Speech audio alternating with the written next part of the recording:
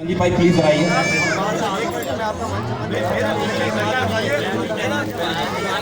Hello, मेरी एक इच्छा है कि इस पंडाल में तमाम बैठे लोग एक जयकारा लगा दे माता का। बोल माता हिंगलाज की। आज का जागरण आप लोगों को कैसा लगा? सब हाथ उठा के बताएं आज का जागरण कैसा लगा आप लोगों को। और हिंगलाज वॉलंटियर स्काउट के लिए तालियां बजा लें सब मिलकर। आज का जागरण इतना प्यारा जो सजाया गया है तो इनकी मेहनत है। तो मैं रिक्वेस्ट करूंगा हिंगलाज वॉलंटियर स्काउट के तमाम लोगों से, जितने भी स्काउट के मेंबर बने हैं तो ये आके अवार्ड लें। आपका धन्यवाद होगा। प्लीज बहुचरा माता के आशीर्वाद के तौर पर ये शील्ड आपको दे रहे हैं, प्लीज।